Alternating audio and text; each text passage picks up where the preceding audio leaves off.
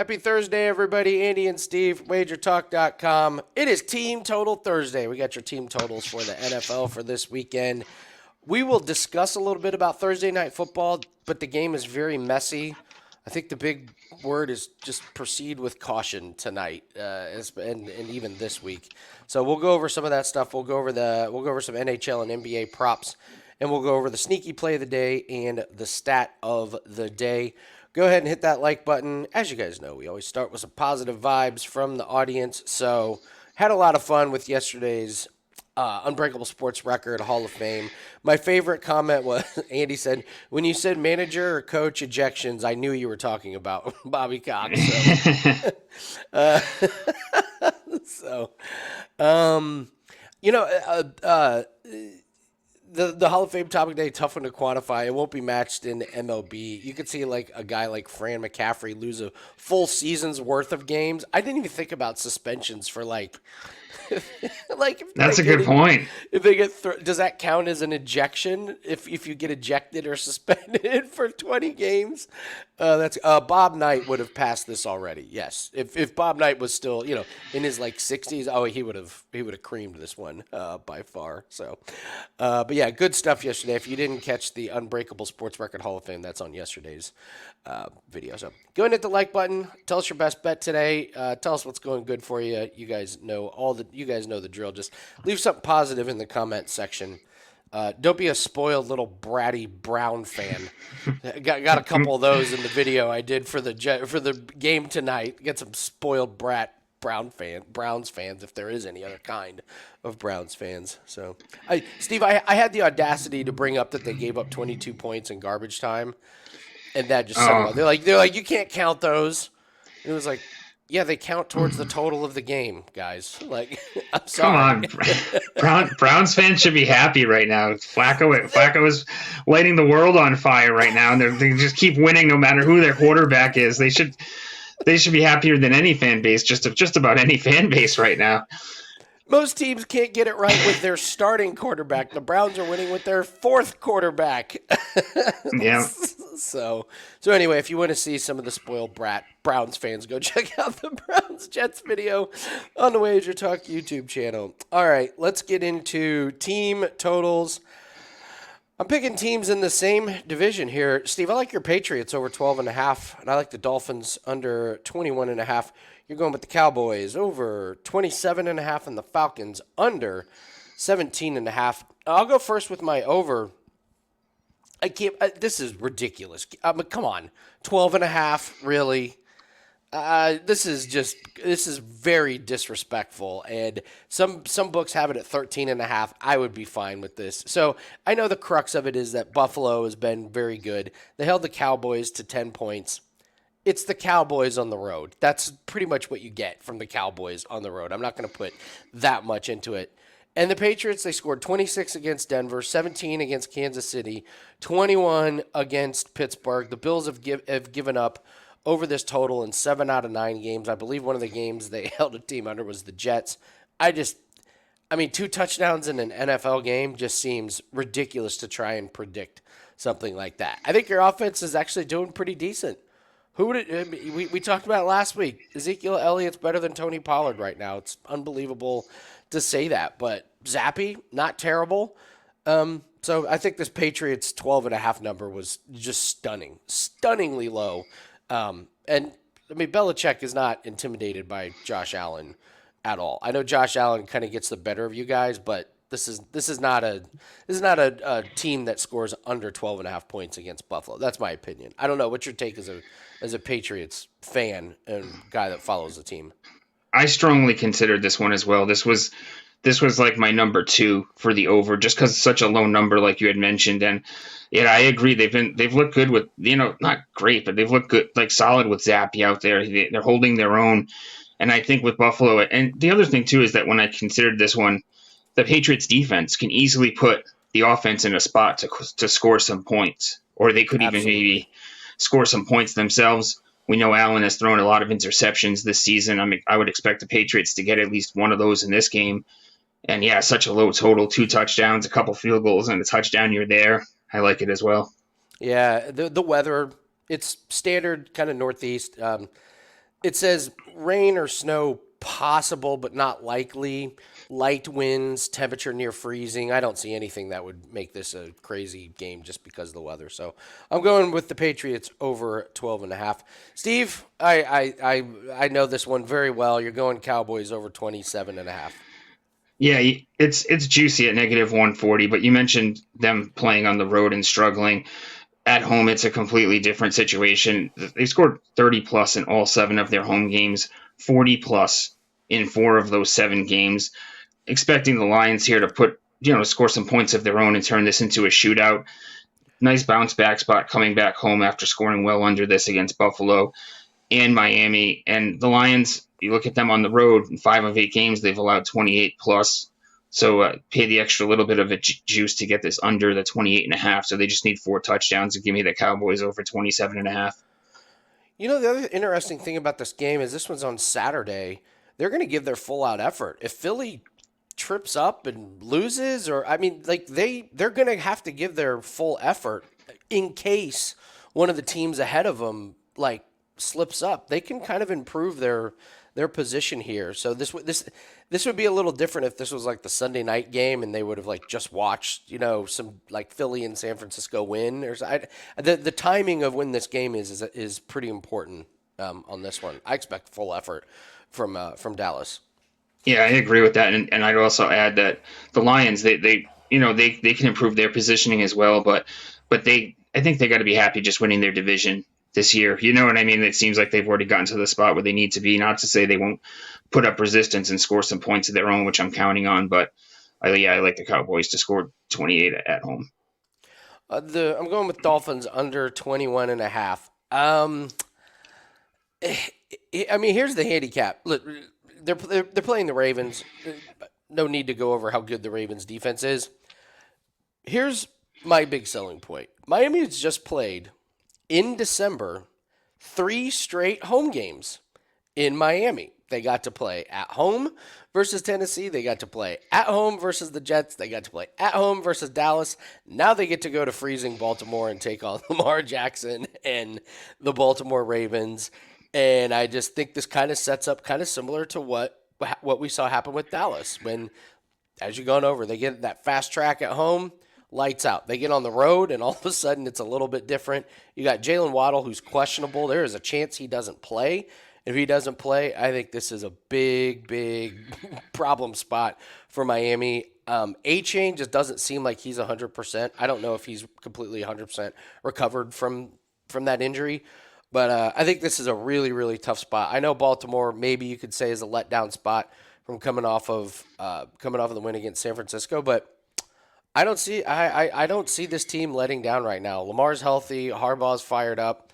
Just think it's a really good spot for Baltimore, and I don't trust this Miami team after 3 warm weather games, and now they get to go on the road at Baltimore. So I'll take Miami to struggle under 21 and a half. Steve, you're going with the Falcons under 17 and a half. What do you like I about guess this one? I guess it's the theme here, playing outdoors. They scored 29 on the fast track against the Colts last week, but now a different situation playing in Chicago outside, and they're limited offensively. Let's face it, with Heineke at quarterback, he's banged up with an ankle injury, and if you look, Already? and if you look, 4/5 of their offensive line have questionable tags right now. That's just a recipe for disaster with him at quarterback for me. Bears have been pretty strong defensively. If you look at it, they actually ranked number 2 in EPA since week 5, and they've held 4 of their last 6 opponents under this total while only allowing Cleveland to score 20 in those last 6 games. So they're holding all of their opponents right to under this total, if not close to it. I don't like the Falcons outdoors in this one trying to score against this Bears defense with a banged up offensive line and a limited offense. Love it, love it. So, quick recap. I'm going to go with the Patriots over 12 and a half and the Dolphins under 21 and a half. Steve is going with the Cowboys over 27 and a half and the Falcons under 17 and a half. All right, guys. 5% NFL play is up. NHL best bet is up. We're now 5-0 on those. But just use the promo code HOLIDAY7. We're still running that. $30 off a 7-day pass. Was $99. Use the promo code instant discount down to $69. We're wrapping up 2023, and we are at that 112 plus 112 units mark. So, really, really ecstatic about that. We're looking to add to the NFL profits this weekend. So, that 5% NFL play will include all plays for this weekend. I don't think we're going to have any for tonight. I may be closer to kickoff if we get news on Amari Cooper, but this just seems like a pretty tough spot to handicap this game correctly tonight, correctly and accurately and confidently. So, but I would just use that promo code. You get NHL plays, NFL plays, darts plays, soccer plays, every sport, all percentages. Holiday Sevens, the promo code. Andy Lang at WagerTalk.com. Steve, you got a nice college play coming up tomorrow, I believe, right? Yeah, I have a 5% play in a college football game tomorrow afternoon. We are 10-4 on the season, kept it low volume for college football. 10-4 on the season for college football, and I'm running pretty hot right now. 7-1 all sports in my last 8 plays. 5-1 NFL run, and I'll have something up for I should have something up for tonight. I'm just holding off right now. Like Andy mentioned, waiting on some injury news and a couple. I had an NBA play, but I'm going to have to look at it again based on some injury news on that one as well. But I would look towards this holiday 7 pass and just get the 7-day pass for $69. I'll have NBA and college basketball. I'll also have 2 college basketball player props tomorrow. I feel like we don't even need to say that there's injury news in the NBA. I feel like it's just like the unsaid thing, like every day. Like, I have an NBA play up. Of course, dependent on the game time decisions and all this nonsense. It was tough last year. I think it's harder this year, man. I just, it feels tougher and tougher and tougher. And let's speaking of tougher and tougher, let's get to the let's get to the sneaky play of the day. Contavious Caldwell Pope. Go ahead and talk about him. So we're going to look at his over 10.5 points in this one. He's went over this number in 11 of 15 games without Aaron Gordon on the court. And Aaron Gordon will be missing this game after being attacked by a dog on Christmas Day. I don't know exactly the situation, what happened there, but it seems pretty serious. He has 24 stitches and lacerations to his hands and his face. So wish him well there, but I don't know what happened, how this occurred. It hasn't really come out yet. I can't find anything on that. But regardless, this came out at 9.5 on DK, and then it shot right up to negative 160. So I'll take the negative 104 for 10.5 points over, because if you look at it, he's only went over in 12 of 15 games. He only landed on 10 once in these 15 games. So I'll take my chances, assume that he gets there to 11.5, considering the track record without Gordon on the court. And it's a good spot with the Grizzlies allowing the third most threes per game. Without Gordon on the court, there'll be a lot of extra 3-point shots available, and that's where KCP thrives. I normally don't. I love when there are obviously made up injuries. I'm not saying this as one of them, but I love in sports when there was a guy for the Bull. Oh, Carlos Boozer, who was out for 3 months because he said he tripped over his luggage.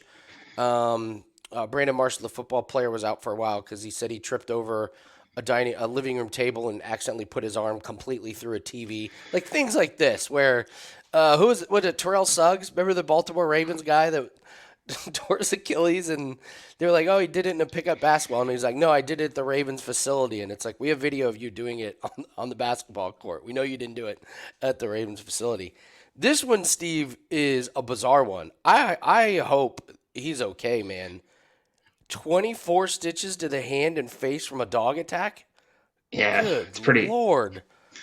The way they're talking about it too is that him having to deal with the emotional side of getting attacked as well. You know what I mean? So it seems like it's pretty serious based on the articles that I've read.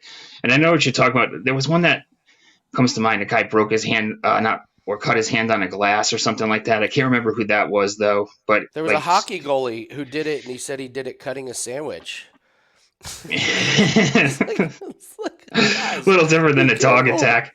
Yeah, slightly different. Again, not saying that this is not in the same category. Just like really, really bizarre injury, and really, really hope that he recovers and that there's no infections or there's so many things that could go on. I hope we see him sooner rather than later. I fear that he might be out for quite a while with this one. So yeah, I'm curious about it though. I'm just curious to where it happened. I can't really find too much information on that kind of stuff right now. I know. I don't want to be that nosy, but Whose I have, dog? Yeah, but I've searched, yeah. and there, yeah. So tough one there. Tough one for Aaron Gordon. Shout out to him. Hope he's okay. So, all right, stat of the day. Just completely hammering the Jets. Let's just keep our foot on their head. Like, hasn't been a bad enough season. So go ahead with this one, Steve. So they've gone 4 straight seasons without a quarterback throwing double-digit touchdowns, and it was back in 2019 when Darnold threw for 19 of them. It's rough That's times for the that's Jets. almost that is almost an unbreakable sports record Hall of Fame. If I they thought do it about that next too. year, if they do it next year, we might have to consider it. How do you go? How do you go multiple seasons without one quarterback Throwing doing double it? digits, yeah, it's not asking for like Flacco one may every get there. couple of games, you know. Flacco could get there next week and this week if he has big games. So shout out to the Jets. Amazing, amazing. So. All right, so there's not a whole lot going on in the NHL. I talked yesterday about Sidney Crosby and Gensel for Pittsburgh. Steve, we almost did have an unbreakable sports record Hall of Fame in the Penguins game. I don't know if you saw it. One guy had 5 assists in one period. Wow, Chris Letang had 5 assists in the second period. They scored 6 goals. It tied the record though. So he so wow, I'm he surprised. so that was tied. He was plus 125 to have an assist, and he had 5 of them in one period. If he would have gotten to 6, I think that's worth a nomination. Because I don't know how you break 6 assists in one period. In one period. So, but crazy enough in that game, I don't believe Sidney Crosby got over 1.5 points. Gensel did, but I do not think that. I don't think that he got over on that one. So, when we're looking at guys. Some of these guys that are over 1.5 points, you could look at Hyman. Hyman's pretty juicy at minus 220. So but they're playing San Jose. So San Jose has already started. They've started regressing back to what they were at the beginning. So it's funny if you look at all of the guys who are listed at over 1.5 points. What do they all have in common? They all play for the Edmonton Oilers, and they all play the San Jose Sharks on this one. So, you guys know I like looking to see if there's any rough ones,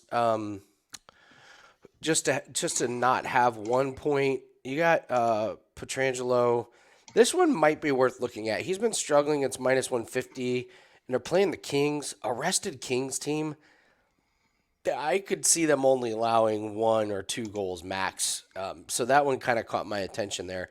I did not fire away on it officially, but that one, man, Kings team, first in goals allowed, second in shots on goal, rested. I think that one was definitely on my card. So, but other than that, not too much there. There's only 4 games, so we can jump over to the NBA. Steve, well, I mean, we could just. There's a couple guys now. Your boy Jaylen Brown, he's out. I saw he just Yeah. got ruled out for tonight. And Luca is going to be out for tonight. So we're kind of left here scrambling, trying to put together some of these numbers. Steve, what were you looking at in the NBA tonight? So one player prop that caught my eye was Malcolm Brogdon over 16 and a half points. So again, we're talking about injury news, and the Blazers, no Sharp and no Aiton tonight. It's leaving some additional shots on the table. And if you look at it, he's went over in his last 2 games with 17 and 19.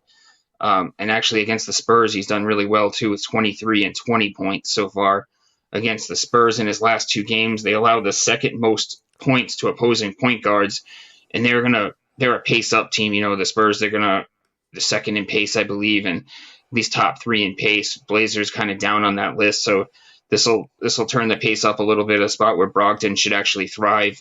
And Spurs, they allow points by the boatload, so I'd look at Brogdon tonight with a pretty low total at 16 and a half. Like it. The one I was looking at was in the Denver game. Where is the Denver game? Memphis. I was looking at Jamal Murray under his points here.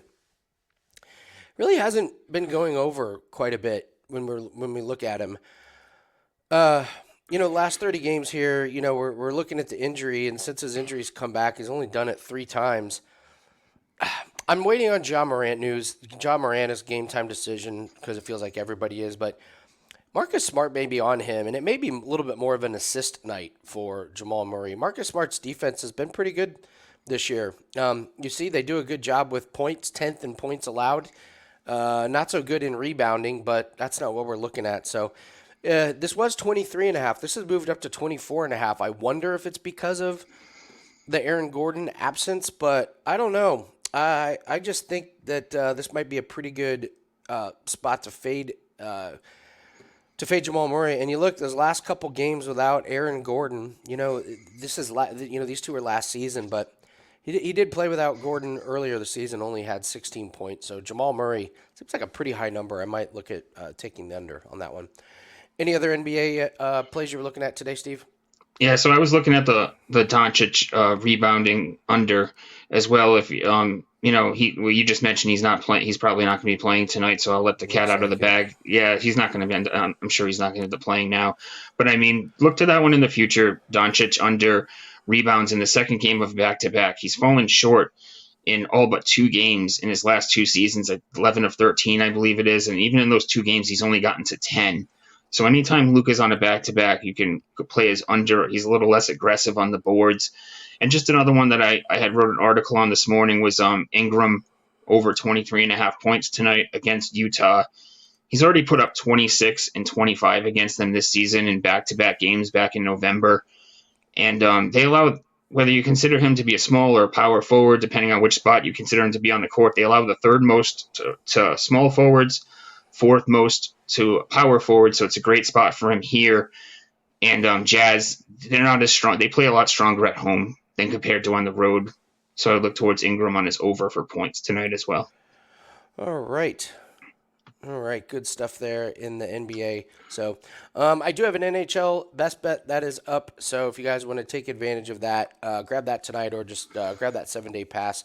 Looking to move to 6-0 in NHL. Been very low volume. Had a play last night that cashed nicely. So, we'll do it again tonight as only 4 games, but I do love the slate.